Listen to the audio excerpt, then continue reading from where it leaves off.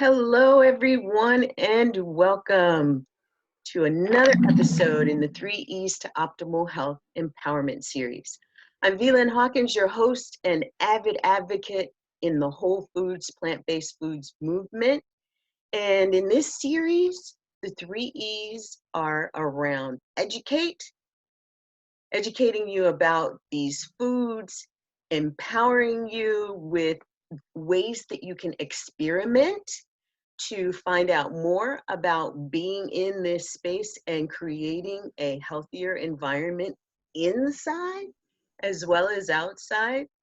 And I'm just so excited because today we've got some guests. And before we get there, we want you to live a longer and healthier life. And we're all out here in order to use food as if you had obesity, arthritis, MS forever, they had as an issue or those you're predisposed to.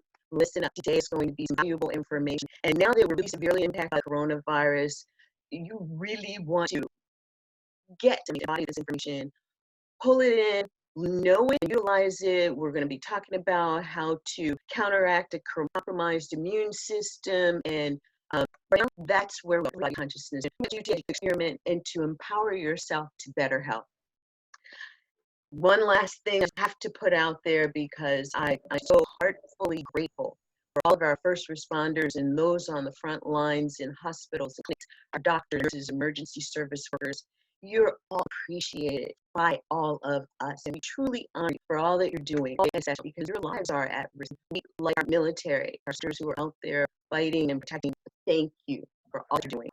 For us at Hippocrates Docs and Just One Thing for Health, we're continuing to reach out to let people know that what we're doing, and at the same time, we want people to know that we can come out of this better on the other side than when we went in. All the fear and the anxiousness that was created, the period of time, our desire is to help you to allay those fears, calm those anxieties, and you do that through education, through experimenting, especially with some of the things we're going to share with you, and empowering yourself to take your health into your own hands. You know, we are responsible for our own health. And right now, we're focused on strengthening the immune system and bringing education for you to do more things. So, our immunity. Do you know that we have three brains? If you had the gut feeling that you know this, there is a brain, gut, our brain in the heart, and of course the brain in our head. Most of us just think that this is all there is when it comes to the brain. So the big question, why gut, brain axis, and heart? What is the relationship between these three brains and the immune system? These amazing guests today. I'm so excited that we are all here and going to share with you. I'm going to bring them on screen, and we have fabulous Linda Moore, a former critical care nurse, a wellness advocate, and founder of Access Health 360. And we've got Annemarie Tolman, RN and MSN, founder of Three Brain Solutions and Thrive Post Trauma, helping people feel, focus, and sleep better. And we all know that sleep or lack of sleep can really wreak havoc with the body's internal systems and compromise the immune system. So today we're in the conversation to share some valuable information about the gut, the heart, and the brain, and the relationship between them all, so that you can know it and feel better, do better, be strong, stay strong, reverse and eliminate some of these things that we may deal with daily: indigestion, mood swings, chronic illness, mental cognitive functioning, and focus. So ladies, welcome. I'm so excited to have you here. Please, I did no justice in introducing yourself. So take a few moments and introduce yourself and tell us how you got on this journey of bringing this important information to the world. Who wants to begin? I'm Linda, and as have already been introduced, I've spent 25 years as a critical care nurse. But for myself, I always walked the proactive wellness track, and without even knowing. I just, from a very young age, just said, I think this is what I need to do. And it was exercise, eating right, drinking plenty of water, and, trying to do everything I could to take responsibility for my health. So I would say that I've been involved in the wellness industry since I was 21, and that was a long time ago. So for myself, I just always, look at what's out there, open doors, do my homework, and see who I want to be aligned with. And that's when I met Annemarie. So I'll turn it over to you. Awesome. Well, thank you so much, Lynn, for having us here. I think this is a marvelous time to talk about this, right? With all the stress that's going on, to talk about how can we actually be in a better space here. So really believe for me, yeah, 3 Brain Solutions made a huge difference for me. I came from the Netherlands. If you hear an accent, I came to the United States, was a very young nurse at Hopkins, and when I got my master's there, did all that career stuff, and then kind of had a baby that passed away, and I was like, I want to do something different. So I stayed at home for a while, and then I want to get back into nursing, and didn't find it in the original hospital anymore, but started going more into the alternative method and healing and how frequency and how that all works.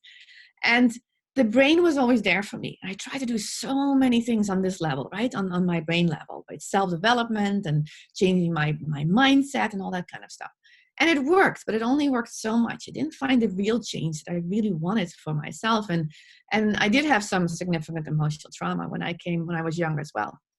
So I was lucky enough to go to Africa, and with my daughter doing humanitarian work there, really opened up my heart there, because people there just live from the heart. They just live differently. They open up their hearts so easily to other people as well. So I was lucky enough to work with some masters and a massage therapist there, and that changed my heart. And then, like about a year ago, I got in touch with Amari Global. I'm a partner with Amari Global as well. And they started talking about the biome. And I had heard a little bit about the biome, but not really. And then I started using some of their products and starting to change my biome with nutrition as well. And suddenly I felt much less anxious. And a lot of the trauma that I worked with for so long, now I could kind of connect all those 3 levels, right?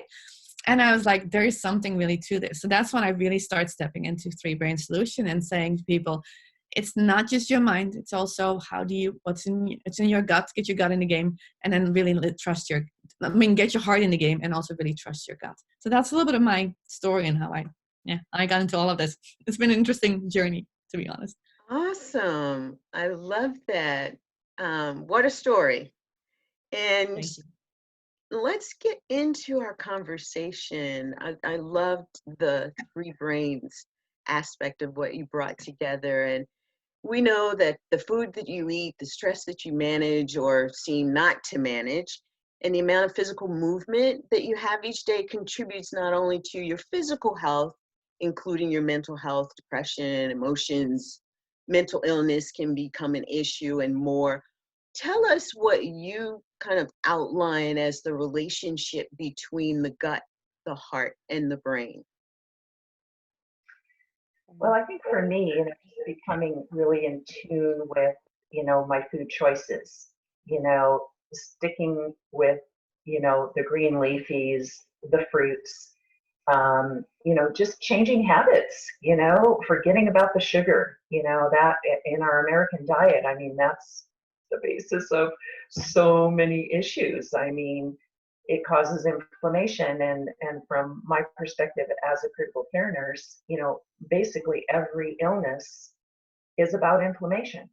Even if you look at something like diabetes, I mean, getting circulation going, getting the toxins out of your body, all those things. So, being active, eating healthily, and healing your gut. I really think that that is the number one thing, because the rest of your body isn't going to work. We all know about brain fog, right? You eat this and it's like, oh my God, what just happened, right? And, you might have some, not so fun thing happen in a day, and your emotions are kind of down, your heart's hurting a little bit, and I like to think about, well, let me go and have a nice healthy lunch. And what a difference it makes, it just changes everything. So that's sort of my perspective, getting, let's say, stress management through diet, as really being part of having a healthier, happier life, building resilience, you know, and it's just looking at every aspect, but having it revolve around healthy intake. So that's sort of my getting it all connected. Yeah, I love that. And I want to add the heart to it too, because I love the gut. You're right. The gut makes all the difference, right? And neurotransmitter as well. If you look at the heart and mind connection, right?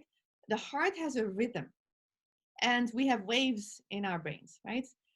And those two affect each other. And I think we're not always aware of how much they affect each other. We do know from multiple research that depressed patients actually have more heart attacks. Okay. And vice versa, that people who have heart attacks are more depressed. So there is a coherence that needs to happen between the brain and the heart, right? And so what I think is you can do it from multiple ways. You can do that with certain meditations and really connect those two and make sure that they are synchronized. The truth is that in heart rate, you want to have heart rate variability. So if you look at your heart rate, right, you want to have the in-between spaces, the intervals between those heart rates need to be more variable. They need to change a little bit. And they've done so much research with athletes around there, but they looked at that. And when an athlete kind of starts to flatten out, they start having the same regular rhythm, they actually say, okay, let's change something, right? We need to change your diet. You need to rest more. You maybe need to meditate a little bit more, but you need to do more to get to that top state again. Now, I think, thankfully, we have all that research done with top athletes, and now we can actually apply that to ourselves. So we can start meditating more. We can start maybe resting, right? We talked about, mentioned sleep. Yeah, we need those 7 or 8 hours of sleep. And right now, I think most people are getting that. That's the one good thing that's happening right now. I think more people are getting more sleep than everything before. I hope at least that's the case. But you need to have that heart rate variability to be diverse and then connect with the brain. Now, the cool thing is, as you're talking about food, I know you love food, you can do that with certain foods. Okay, palm fruit is one example. Palm fruit is very, very anti-inflammatory, extremely anti-inflammatory, but it also helps with actually having that heart rate variability and again connecting to the brain. Salmon and the astaxanthin that's in there is another really good food to make sure that you actually increase that heart rate variability and make the inflammation go down as well. So salmon is another really good food. I mean, and I know there's all kind of concern around the quality of salmon, right? But if you have a good food, a good salmon, then that really does help with that heart rate variability as well. Bergamot is one of my favorites too. Bergamot helps with cholesterol, but it also really helps again with having the heart really function well and connecting with that brain. So there are certain foods that you can take on a regular basis that physically help the heart rate variability get better and then connect with the brain. So that to me is really interesting. I think in the years to come we'll even do more research, right? But I think that's really fascinating to me. So. It is fascinating, mainly because for me, the food that you eat actually does its thing inside the body, moves to the gut, but it is also the thing that fuels everything else in the body. So I love how you made that connection. It was really, really great. And I want to let our audience know if you have any questions. We're going to do a short Q&A at the end, so please make sure that you either put your questions in the Q&A or in the chat box. We will get to your question. If you're around and want to come in and join us, then we'll allow you to do that as well. So, okay, moving on here. In part of my research as far as the connection, I love how, Annemarie, you brought this in. There is a scientific kind of methodology around it, in that there's a biodirectional link that, for me, it was easy to see the three brains connect and communicate through, between the nervous system, the heart, and the enteric nervous system. And if I'm understanding this correctly, and we're going to get a little technical in here for a bit, the gut flora can be a result of a few things. Number one, bad food, or the food that we eat that has contributed or caused disease. And sometimes we don't even know that that is happening. We think we're eating healthy, and then we wake up one day and it's like, oh, I've got this, or I've got cancer, or I've got whatever.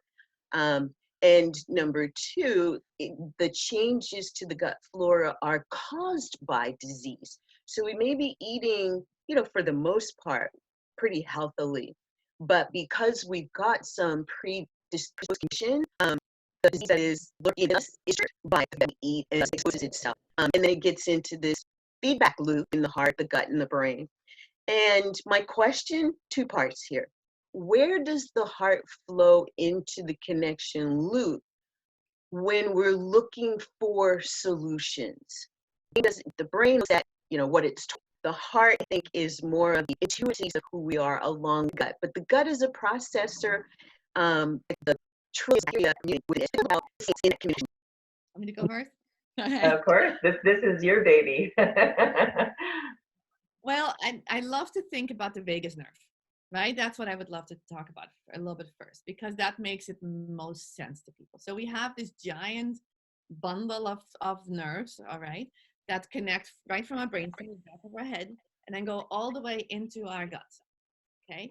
And it used to be that people thought that most of the communication was down, right? Thinking, okay, we have all these thoughts, these neurons, and they actually communicate down, and that's the brain gives commands and automatic feelings and emotions and neurons to the gut. Nowadays, it's also very clear that those signals are just as much going the other way, right? So much is going the other way. So when you talked about but that's my first thing. There's a physiological place, it's called the vagus nerve, and you have a ventral and a dorsal vagus nerve that really make a difference in how we emotionally feel and how we process things. Okay. Now, the heart fits in because we used to think that the gut was just this tube, right? That was just responsible for exchanging food. And we thought the heart was just this place, this pump, right? To just make everything go and pump around.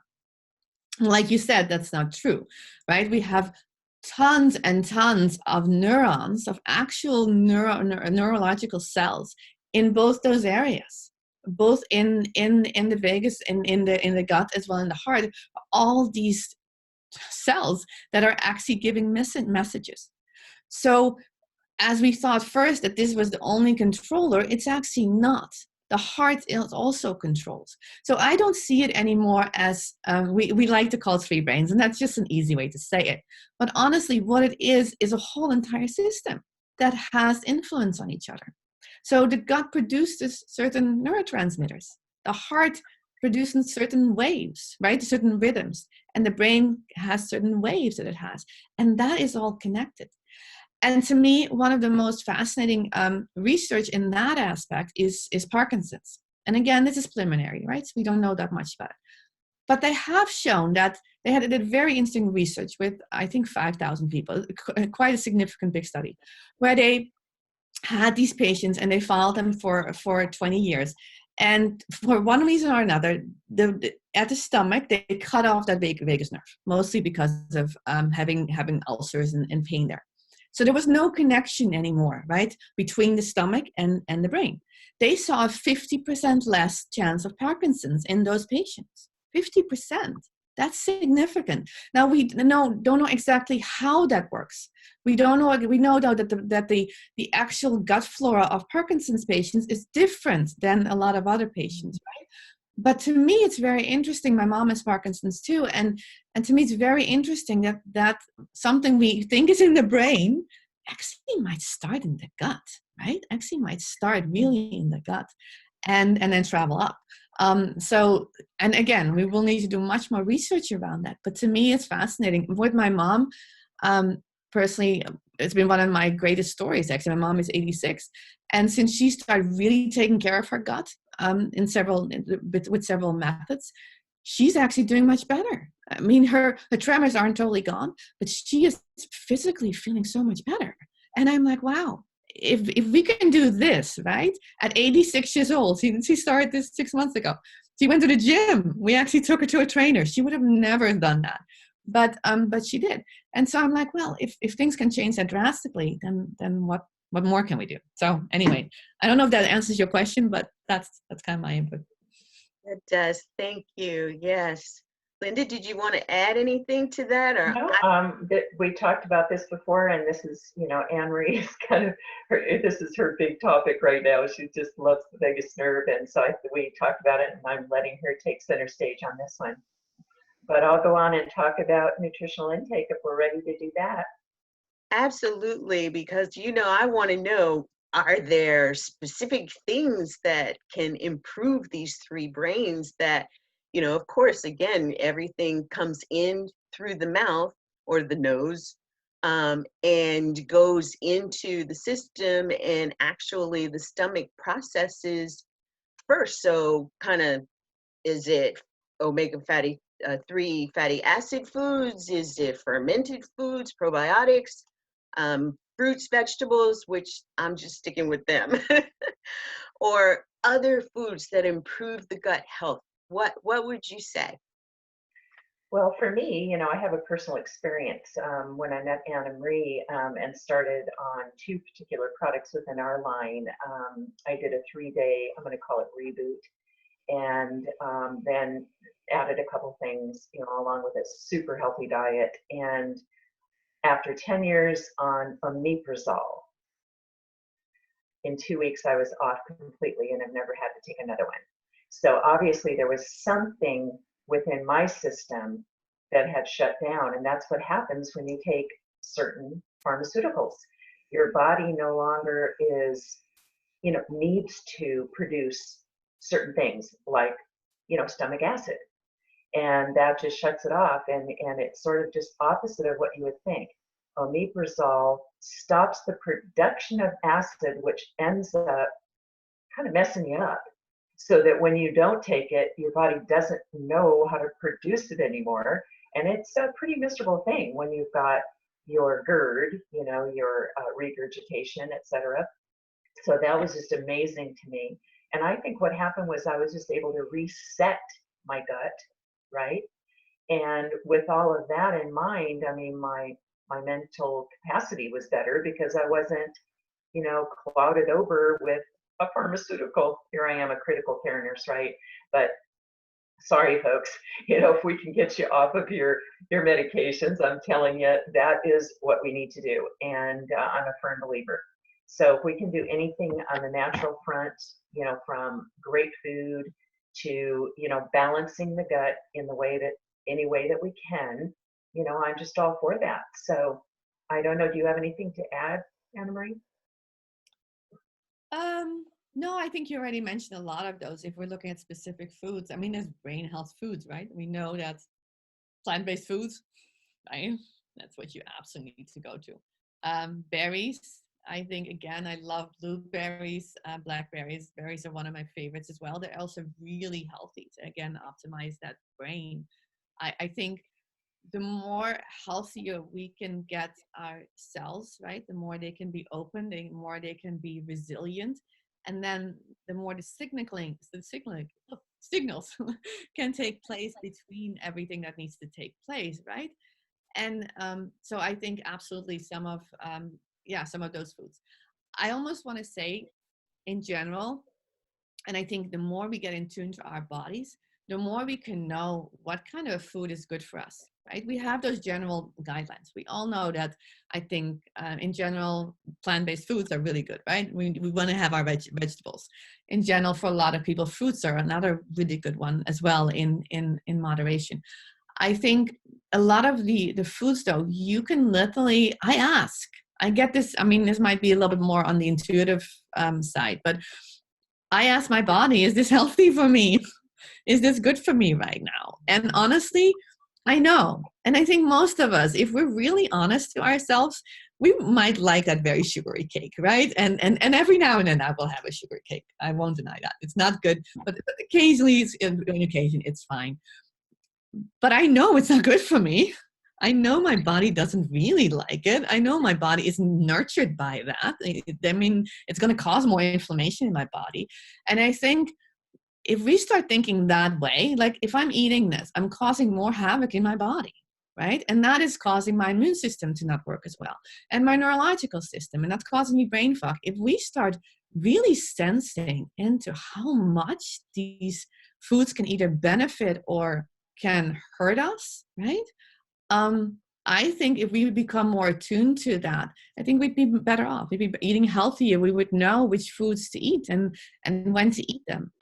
So I think we fool ourselves a lot, to be honest. So I think that's the only thing I want to add to it, because I think we kind of inherently know 90% of the time which foods are good to us. And if not, I would say any kind of colorful foods, right? The more color there is in your food, the better.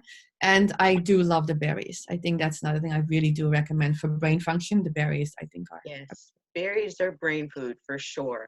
And And I love them too. And that kind of leads me to my next question. Both of you very healthy. I know that along this journey, I've developed some of my favorite foods. I'm totally into quinoa and onions and carrots and sweet potatoes. And, I make such a mash and mush sometimes that it's totally ridiculous. Olives and garlic and cayenne pepper has really grown on me. And that is actually good for the brain function as well. It's a big brain food.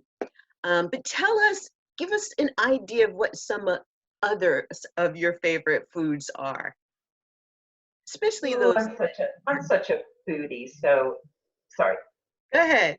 Okay, I'm such a foodie, so I'm just always experimenting, and that's one of your, key Yeah. E's, right? Yeah. But for me, beans, seeds, peas, nuts, oh my God, in the afternoon around 3 o'clock, I just have to raid the nut jar, right? Have some cashews and some almonds. I think those are my two favorites. And I don't know, just gives me a nice lift and a little clarity. So again, berries, and then sweet potatoes are my number one favorite thing. I mean, that's it, right? But kale, Brussels, I love Brussels sprouts, and broccoli. So the green leafies, I didn't even mention any fruits. I kind of have a little fruit in the morning, and then I go to, like at night, I like those little cuties, rather than a sweet dessert, I do one or two cuties. And I just, it just settles everything. And you wouldn't think that the acid Hang on. What is that now? the little cuties, they're the little tangerine oranges. Oh, Cuties. oh, oh, Get a bag of them at like okay. Costco. Yes. And Okay. I two of those, and they peel so easy, and you just Yes. open them up and pop. It just I like love gives you a them little too. burst of flavor. Huge And vitamin C. Yes. yep. So those are my go-tos. How about you, Annemarie? nuts, absolutely. Avocado, maybe I don't think we Oh, mentioned forgot avocado. Yes, yes, yes, yes. And in generally a well put together salad. I do love all kind of greens as well. So I think another salad is something I really do love. And I try to eat that mostly at lunch. I love to make it a little bigger and giant big salad for myself. So, or for my kids when they're home. But so I love that. And the nuts I would say as well. I think avocados. I'm thinking anything else that I really love. Um, I like making soups.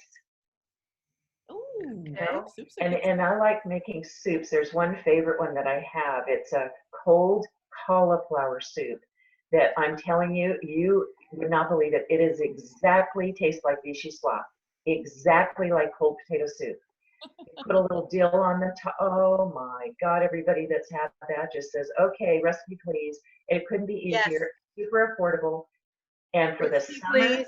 oh my God, the summer, you're just like, it just carries you through. So, Yes. Recipe, please. And I will share it with our community as well. okay. I love it. And so next time when it comes to California, Linda, you gotta make it for me. I'll love to try it. Absolutely. Yeah. Yes. I Yes. do like smoothies as well. So I do love to make smoothies too. So I have some fun recipes, a lot of greens as well. And celery juice. I know in general I don't juice too much, but celery is one of the exceptions for me. I do love celery and carrot juice together. It's just the taste of it. I'm like, Yes. It's a great combination. Celery is highly alkaline. So it helps with digestion and just all the good stuff in your microbiome, your gut microbiome. And carrots, of course, high in carotenoid vitamins and, good for the eyes. But one of my favorites, and I'll first share, one of our My Health, My Priority facilitators is also a Tiny Habits coach. And I love talking to her. And she shared with me one of her favorite recipes was a breakfast recipe for her, which was collard greens and sweet potatoes. And I'm Wow. like, yeah. She's like, you want to get started powerfully. This combination, it takes 5 minutes to make, well, maybe a little more than 5 minutes, but it's powerful. And so it's recipes like that. And Linda, when you share yours with me, I will put on our website. We have a page on our website that is full of recipes. And one of my favorites that's on there is the quinoa, pineapple, and cashew recipe. It is so good. Oh my gosh. And since I have been on this journey, and this is one of the things that I want our audience to make sure that you start kind of becoming more aware of, is the foods that we're talking about just have such a different taste when you've been eating them for a while. Not only does your body say, yes, more of that, but your taste buds say, that's what I'm talking about. And it allows for your body to, like Annemarie was saying, tell you more about what it likes and what it needs. And in a couple of weeks, I'm going to be doing a little mini masterclass on how to better hear your body answer that question. Is this healthy for me? And I'm so excited about it because I've got a couple of tools that I'm going to be sharing about how people can really make that happen for themselves. So out there, come back, keep in touch, join us for that and more as we're moving through this series. And Annemarie, you were going to share something? Yeah, I was going to say something because it goes right back to what you had earlier, like what changes our gut, right? And what is disease changing our gut, is food changing our gut. And I think what people don't realize so much is that we have trillions of this microbiome in our gut, right? Trillions of cells. It's more than our actual natural cells. It's like, if you think about it, it's mind blowing. And what I have a lot of parents who come up and say, my kid doesn't want to eat anything else, right? They only want to have this one food, and it's bad for them and everything else. And the way I start working with them is, the fact is, when you start changing that microbiome and a dysbiosis, right, and the problem that is in that gut, what you're doing, and you're putting healthier microbiome, you put a healthier bacteria in there. Those bacteria want to feed on healthier food. And so I've had, especially with kids, it's been really fun to see that. And when you start changing that microbiome and starts getting healthier, and those cells, those microbiome becomes healthier, then they want to feed on healthier foods. And so suddenly eating healthy is not a chore anymore. Eating healthy, you're actually experiencing, right? But you're having this taste. You're like, yeah, I want to eat a healthy food, because I know that it's not only intellectually doesn't make you feel better, but it also makes your gut feel better. It makes your heart feel better. And suddenly it becomes like, oh. And then when you make it a really fun deal to eat healthy, especially with kids, when you make it really fun, then the heart comes into play too. So suddenly you have your brain, your heart, and your gut connected to a healthy food. And bam, everything changes, right? Because part of thing is often a problem with people who are connected to bad foods as comfort foods, because that's what we're taught. Oh, when we're feeling sick, we get a cookie, right? Or when we're feeling bad, you get those really bad certain bad foods that make you feel good. But it's all in that, how we perceive that. So if you can change that signaling by also changing the microbiome, then suddenly eating healthy becomes fun and becomes good and becomes exciting. And I think that's when you start see real change. And then suddenly weight loss is not an issue anymore. And suddenly, right, a lot of things are behavioral changes because it's more fun. So I just wanted to put that link in there. Well, I'm glad you did, because that brings up another question from me. we are adamant about being in this 3E space, educating. And it's really 4Es, because the next one would be engaging like what we're doing, engaging with a health coach to find out answers, or a nutrition coach, or a health nutrition coach, and experimenting, really figuring out what you can experiment on simplistically at first, and then you graduate to doing some of the things that Linda's talking about. I'm a foodie. I'm on the way, but I look at people in general, and one of the things that I am really seeing nowadays is we don't want to empower ourselves.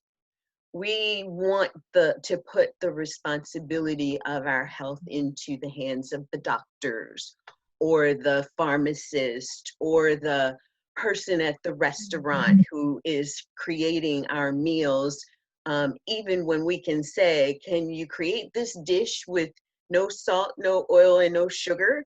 And the chef would be like, I love you. I want to do more of that, because more chefs are coming into this space, and they want to experiment like that. They want to experiment like that. And so what would you say to our audience to help them to really embrace self-empowerment, especially in a time like this? Annemarie. Anyone touch it? I love what you're saying about chefs, and I so agree. We have a chef on our team, and I'm so happy he's on our team, because he has these delicious recipes that are so good for us. And I'm like, oh, it's just because chefs, food is their delight, right? And so I love working with chefs. And you're right, there's a lot more chefs who are getting on board nowadays, and because they want to eat healthier too, and they have all this knowledge. And I think chefs have a lot of knowledge around how to make simple things into a delicious meal that really tastes good, because that's another thing that's out there, that eating healthy is not tasty, like, oh, that's different, right? But eating healthy, Mm-hmm. yes, it's a giant myth. It's like, I know that in DC that the physicians can write a prescription for people to get to the grocery store and get vegetables, and it's a prescription, so it doesn't cost them anymore.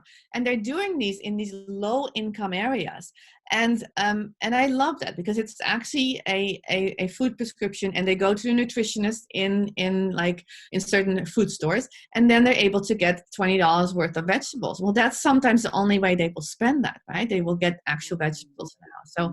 So I believe that. So I think, I'm sorry, I'm going on a tangent, but so I'm going on tangent. I forgot what your question was.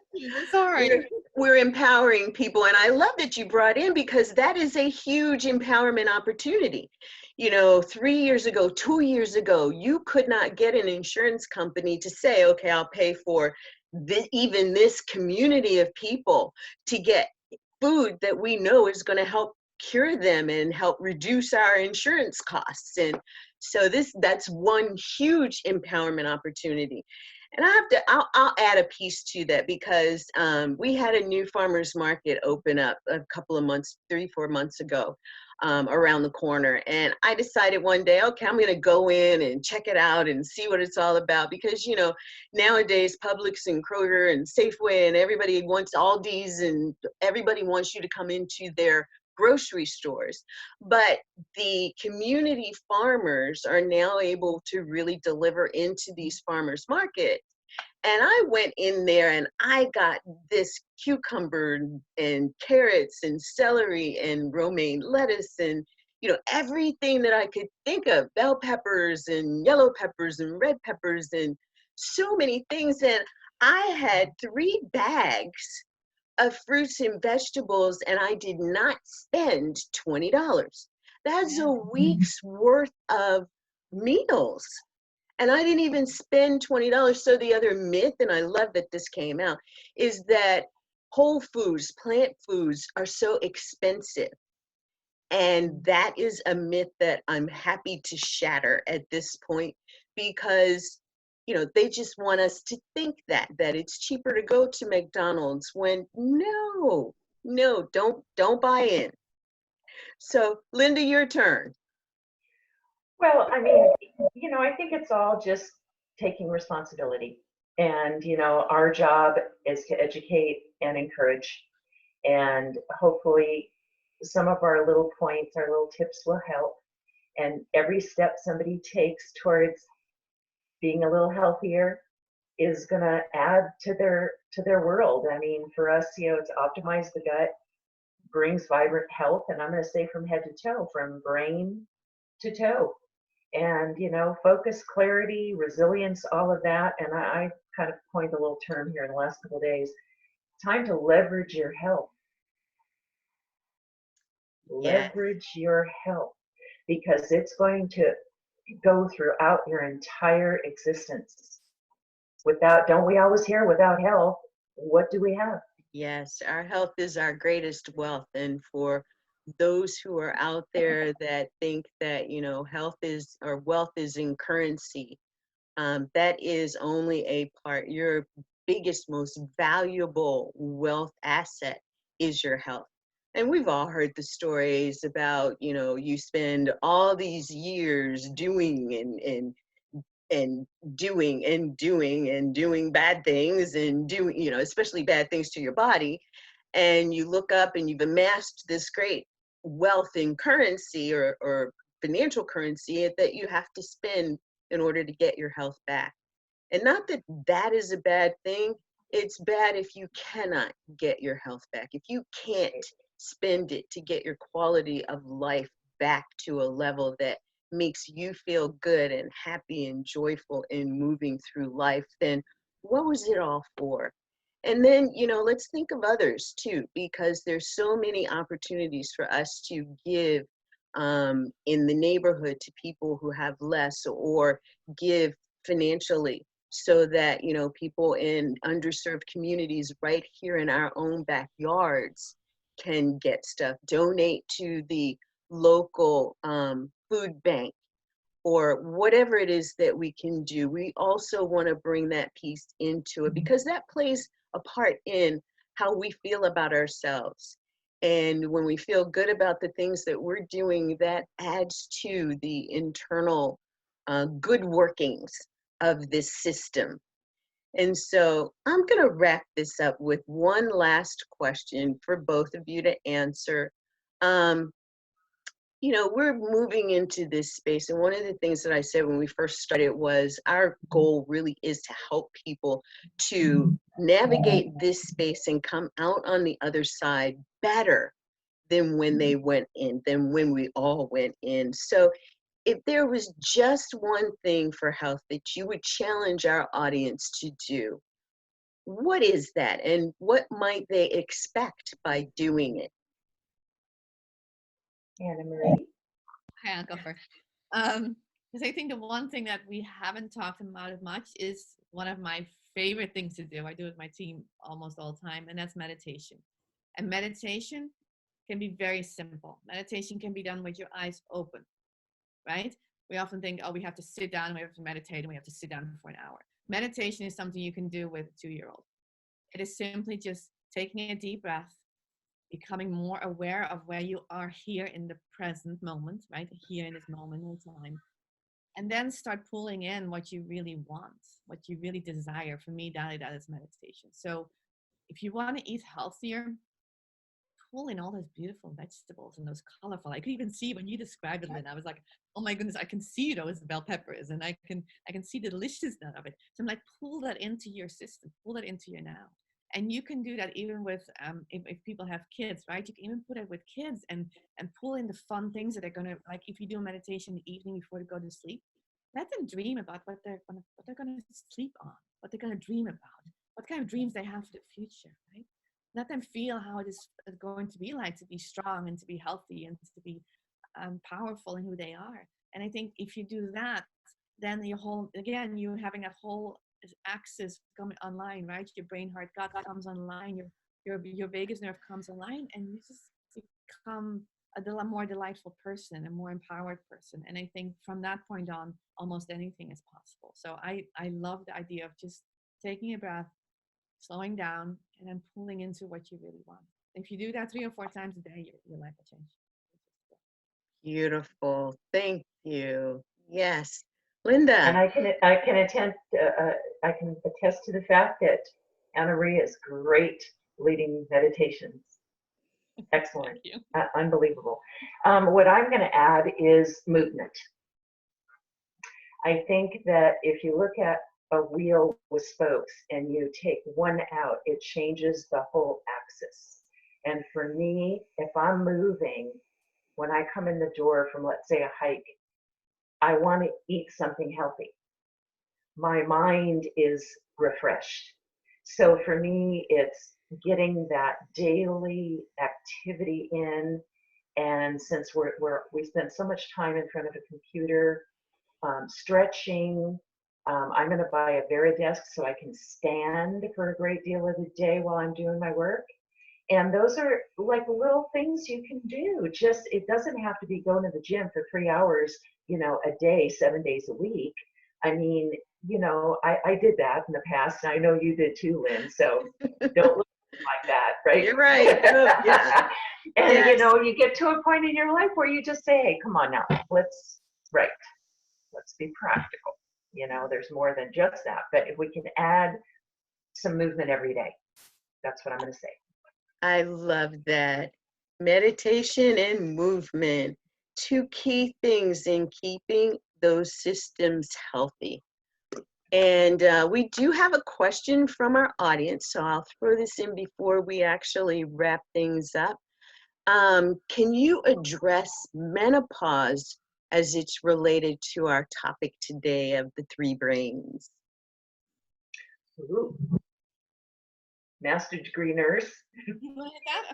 Okay. Well, what do we say, Linda? You want to go first, or do you want me to answer that? No, I want you to go first.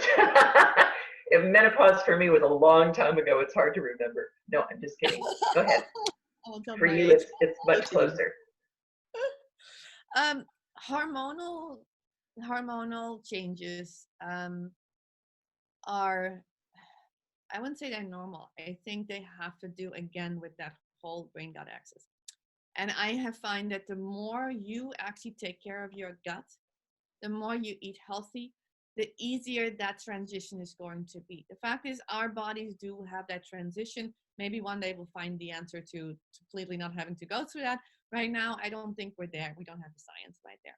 So what I say in terms of the whole, the vagus nerve, the brain gut axis, is absolutely at a very high level, at top level, start taking care of yourself. Start putting those nutrients in that you need, right? We have a program as well around all of that. So start putting the high intensity nutrition in there in a very concentrated form, so your body can absorb all that, your cells can absorb all that, and your hormones can actually be okay during that time of transition. I would say it's a normal transition, but you can make it 10 times easier if you really take care of yourself. The other thing is heart as well. So that's the gut, the heart. Open up to the exciting things about menopause, and that's more about, we see it as a negative things. If you start seeing it as a positive, as an opening, as okay, we have something really exciting coming on our way. This is just a new transition into a new piece of my life. You do that with your brain, you do it with your heart, and suddenly it's not a burden anymore. I have gone through menopause, and I found it to be an okay process, and it's almost like, and that's partly because I was like, wow, there's all this new stuff happening after this. So I would say absolutely take care of your gut, put high nutrients in there, and that changes your hormones, and then also see the positive side of it. I love that. Yeah, Linda, you were going to say something? Oh, I'm going to add movement. Movement Yes. really helps because it gets you in tune with your body. And like Annemarie just said, it's accepting this as a process in life. And, it's not a bad thing. It's actually a lot of freedom. Actually is. That's what I remember about menopause. It's like, oh, I'm going to be over this soon. Exactly. And then as I was, a couple of weeks ago, I did one on alkalinity and the foods, alkaline foods in you. There are a number of really high alkaline foods that help with menopause. And I love that you mentioned that about it really being focused in the gut, because these alkaline vegetables and some fruits actually impact the gut so that the hormones calm down, is the best way that I can explain it. But I was really excited to see that information again as I was doing my research. So thank you for the question. That looks like my friend Beverly. Wonderful. Yes. Thanks for the question. And we are going to hang around. So if you have any other questions you'd like to ask these ladies, do hang around. And if you want to learn more about this whole food, plant-based stuff and topics like what we're discussing today, whether you're just getting started and you want to change your eating to change your life, or you've been on this journey and you want to learn more about what you can do, especially in times like now, building and boosting the immune system, here are 3 things that I want you to do.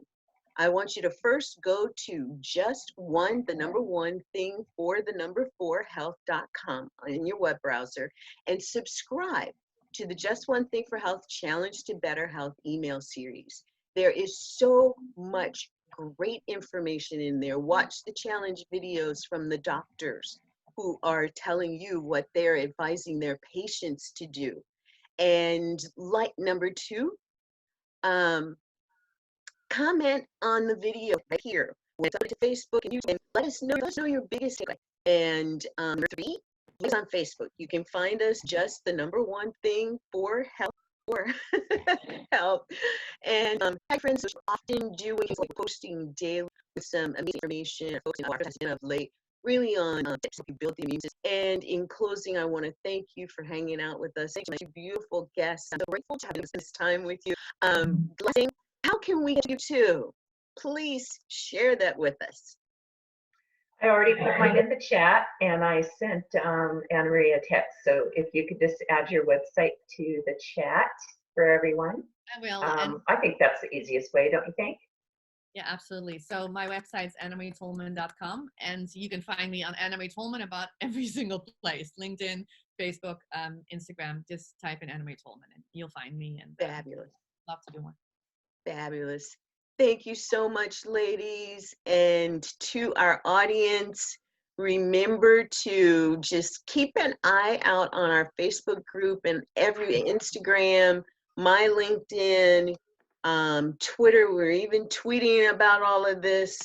So stay in touch and join us next time to learn more about how to use food as medicine to reverse, eliminate, and prevent chronic illness, obesity, and everything else from mood, head to toe. To all of you, from my heart, and those on our Hippocrates Docs and Just One Thing for Health team, namaste. We'll see you next time.